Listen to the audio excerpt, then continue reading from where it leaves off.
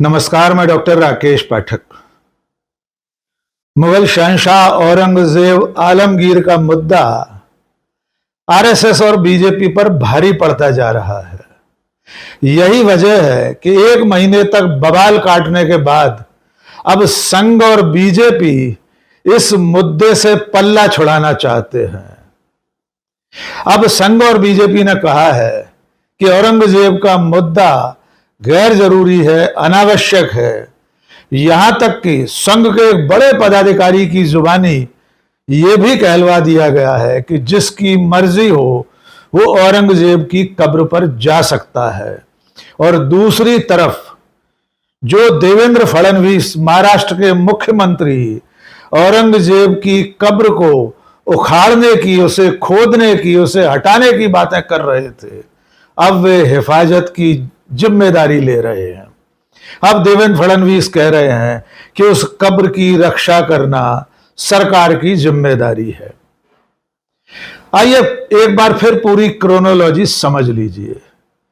आप सब जानते हैं कि समाजवादी पार्टी के नेता विधायक अबू आजमी ने कुछ दिनों पहले औरंगजेब की शान में कुछ शब्द कह दिए थे। उन्होंने औरंगजेब की तारीफ कर दी थी। उसके बाद पूरे देश में बवाल मच गया था। अबू आजमी को महाराष्ट्र विधानसभा से निलंबित करके उनके खिलाफ मुकदमा दर्ज कर लिया गया था। उसके बाद जो बयानबाजी शुरू हुई वो अब तक रुकी नहीं थी। अबू आजमी के बयान के बाद महाराष्ट्र के मुख्यमंत्री देवेंद्र फडणवीस ने कहा था कि हमें भी औरंगजेब की कब्र मंजूर नहीं है, लेकिन कांग्रेस की सरकार ने इसे एएसआई से संरक्षित करवा दिया था, इसलिए कुछ चीजें कानूनी तौर तरीकों से ही करना पड़ती हैं। आइए सुन लीजिए उस वक्त देवेंद्र फडणवीस ने क्या कहा था। ऐसा लगता है कि शिक्षा का भारतीयकरण हो रहा है। अंग्रेजों ने जिस शिक्षा का मैकॉलेकरण किया और हमारे देश को गुलाम बनाने के लिए मैकॉले का पत्र है कि जब तक यहाँ की शिक्षा पद्धति को हम बदलेंगे नहीं, तब तक हम भारत पर राज नहीं कर सकते। इसका मतलब जो शिक्षा पद्धति उस समय आई थी वो भारतीयों को गुलाम बनाने के लिए आई थी। उस शिक्षा पद्धति में बदलाव करके अगर उसका भारतीयकरण हो रहा है तो इससे किसी को दुख होने का कारण नहीं है। मुख्यमंत्री के बयान के बाद हिंदू संगठनों को हवा मिल गई और उसके बाद विश्व हिंदू परिषद, बजरंग दल जैसे संगठन सामने आए और इस तरह की धमकियां दी जाने लगी कि अगर सरकार ने औरंगजेब की कब्र वहां से नहीं हटाई तो बाबरी स्टाइल में कार सेवा की जाएगी।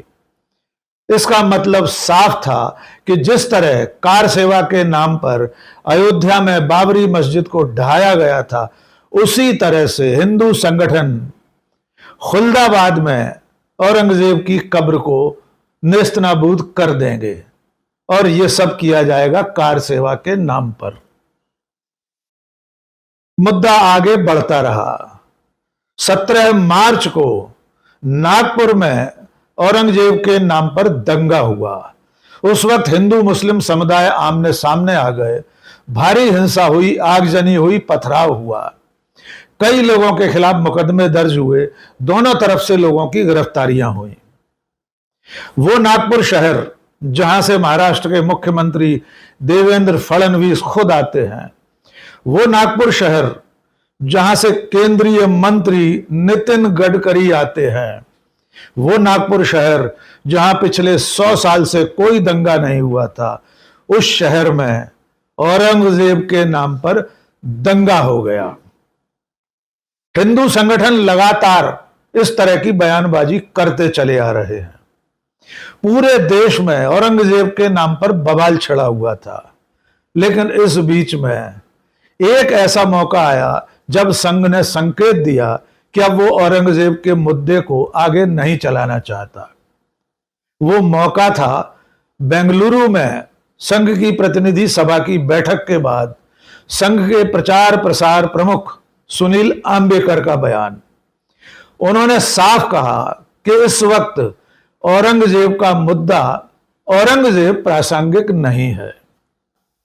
और अब जिस दिन प्रधानमंत्री नरेंद्र मोदी नागपुर जाकर संघ मुख्यालय में संघ के संस्थापक और दूसरे सरसंघ चालक गुरु गोलवलकर की समाधि पर फूल चढ़ाते हैं, जिस दिन उनकी मुलाकात संघ के सुप्रीमो डॉक्टर मोहन भागवत से होती है, उसके बाद संघ के एक बड़े पदाधिकारी भैयाजी जोशी, सुरेश भैयाजी जोशी बयान देते हैं और उस बयान में वे साफ साफ कहते हैं कि औरंगजेब और औरंगजेब का मुद्दा अनावश्यक है, इसकी कोई जरूरत नहीं है। वे साफ कहते हैं कि औरंगजेब की मृत्यु यहां हुई थी, यानी महाराष्ट्र में हुई थी। उनकी कब्र वहां बनी हुई है, जिसकी मर्जी हो वहां जाकर उस कब्र को देख सकता है। साथ में भैयाजी जोशी शिवाजी महाराज को याद करते हुए बताते हैं कि छत्रपति शिवाजी महाराज ने तो अफजल खां की मजार भी बनवाई थी। आइए पहले सुन लेते हैं कि भैयाजी जोशी क्या कह रहे हैं। देखिए, औरंगजेब का अनावश्यक विषय उठाया गया है। एक है, अब उसकी मृत्यु यहाँ हुई तो कब्र यहाँ बनी हुई है, जिनको श्रद्धा है वो जाएंगे। हमने तो छत्रपति शिवाजी महाराज का जो आदर्श है, उन्होंने अफजल खान की भी वहां पर कब्र बनवाई थी, तो वो तो है भारत की ये उदारता की सर्वसमावेशिता का प्रतीक है। वो कब्र रहे, जिसको जाना है वो जाए। और इसके बाद आया बयान महाराष्ट्र के मुख्यमंत्री देवेंद्र फडणवीस का। वे भी अब ये कह रहे हैं कि औरंगजेब की कब्र को सुरक्षित रखने की जिम्मेदारी सरकार की है। उन्होंने भी अब इस मुद्दे से पल्ला झाड़ लिया है। कुल मिलाकर इस वक्त राष्ट्रीय स्वयंसेवक संघ और भारतीय जनता पार्टी बीजेपी के तमाम नेता औरंगजेब के मुद्दे पर पानी डालना चाहते हैं। वे सारे नेता, नीतेश राणे जैसे विधायक जो महाराष्ट्र सरकार में शामिल हैं, उनके जो बयान थे कि औरंगजेब की कब्र को नष्ट कर दिया जाएगा, उसे खोद दिया जाएगा, वे सारे लोग अब खामोश होते हुए दिखाई दे रहे हैं। साफ है कि राष्ट्रीय स्वयंसेवक संघ और बीजेपी इस बात को जान गए हैं कि वे जितना भी इस मुद्दे पर जोर देंगे उतना उनकी परेशानियां बढ़ती जाएंगी। और अब ये जान लीजिए कि ऐसी कौन सी वजह है जिसके चलते संघ और बीजेपी अब औरंगजेब के मुद्दे से पल्ला छुड़ाना चाहते हैं। तो वजह यह है कि जब से औरंगजेब का मुद्दा सामने आया है, जब से हिंदू संगठनों ने, आरएसएस और बीजेपी के नेताओं ने औरंगजेब के जुल्म सितम की बात की है, उसके दौर में हिंदुस्तान में जो कुछ हो रहा था उसका बखान किया है, औरंगजेब को लेकर अभियान चलाया है, और वो भी एक फिल्म के आने के बाद। आप सब जानते हैं छावा फिल्म के बाद ये बवाल और बढ़ गया है। लेकिन जब जब संघ, बीजेपी या हिंदू संगठन के लोगों ने औरंगजेब की बात की, मुगलों की बात की, तब तब हिंदू राजाओं का चर्चा भी शुरू हो गया।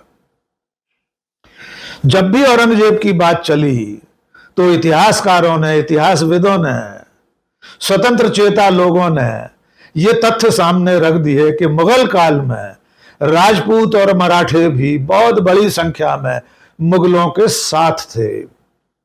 जैसे ही औरंगजेब का जिक्र हुआ, वैसे ही ये तथ्य सामने आ गया कि उसके दरबार में उसके सबसे खासम खास, सबसे खास सिपह सालार, उसके सैन्य अभियानों के मुखिया मिर्जा राजा जय सिंह थे, यानी जयपुर के तत्कालीन महाराज।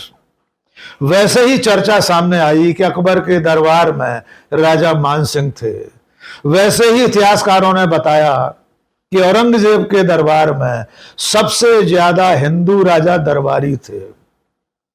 और इसके साथ साथ लोगों ने याद दिलाया कि जिन मराठों को आज की तारीख में भारतीय जनता पार्टी, जिन मराठा राजाओं महाराजाओं के वंशजों को भारतीय जनता पार्टी मंत्री बनाए हुए है, उनके पुरखे भी मुगलों के साथ खड़े थे। द ग्रेट मराठा महादजी सिंधिया ने मुगल बादशाह शाह आलम को 2 बार दिल्ली की गद्दी पर दोबारा बिठाने का काम किया था। शाह आलम को उसका एक वजीर अफरासियाब खां और दूसरे मौके पर एक रोहिल्ला सरदार गुलाम कादिर परेशान कर रहे थे। तब मराठा महाराजा महादजी सिंधिया दिल्ली पहुंचे और उन दोनों आतताइयों से शाह आलम को निजात दिलवाई। दोनों बार शाह आलम को गद्दी पर बिठाने का काम महादजी सिंधिया ने किया और एवज में अपने लिए और तत्कालीन पेशवा के लिए बड़ी बड़ी उपाधियां लेकर दिल्ली से पूना पहुंचे थे। ये सारे तथ्य जैसे ही सामने आए, ये 2-3-4 हमने आपको मुद्दे याद दिलाए हैं, बहुत लंबी फहरिस्त है इस तरह के तथ्यों की। जब राजपूत राजाओं ने, मराठाओं ने, उस वक्त के तमाम कछवा राजाओं ने मुगलों का साथ दिया था, जिस औरंगजेब के जुल्म और अत्याचार की बात पर हिंदू संगठन आरएसएस और बीजेपी इस वक्त तिलमिलाए हुए हैं, उनका खून खौल रहा है, उस औरंगजेब का साथ देने वाले भी हिंदू राजे रजवाड़े ही थे। एक और मजेदार बात हुई। कांग्रेस, समाजवादी पार्टी और उनके प्रवक्ताओं और तमाम सारे पत्रकारों ने एक और तर्क देना शुरू किया। उनका तर्क यह था कि अगर इस देश के मुसलमान बाबर की औलाद हैं, तो जिन लोगों ने बाबर, औरंगजेब, अकबर और तमाम मुगल बादशाहों का साथ दिया था, जो हिंदू राजे रजवाड़े मुगलों के साथ खड़े थे, उनकी औलादें, उनके वंशज क्या कहलाएंगे। साथ में सबसे मजेदार और दिलचस्प सवाल यह पूछा गया कि मिर्जा राजा जय सिंह, जो औरंगजेब के सिपह सालार थे, उनके वंशज, उनके सिलसिले से आने वाली दिया कुमारी राजस्थान की बीजेपी सरकार में मंत्री क्यों हैं।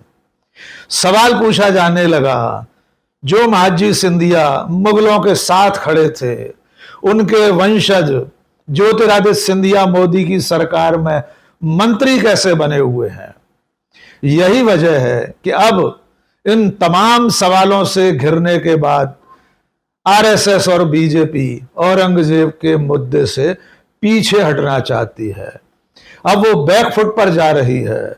संघ और बीजेपी के पदाधिकारी कहने लगे हैं कि औरंगजेब का मुद्दा प्रासंगिक नहीं है, अनावश्यक है। इसलिए अब तो ऐसा लगता है कि आज के बाद धीरे धीरे सोशल मीडिया से लेकर नेताओं की बयानबाजियों से औरंगजेब गायब होने वाला है। और आखिर में एक चुटकी राज ठाकरे की भी सुन लीजिए।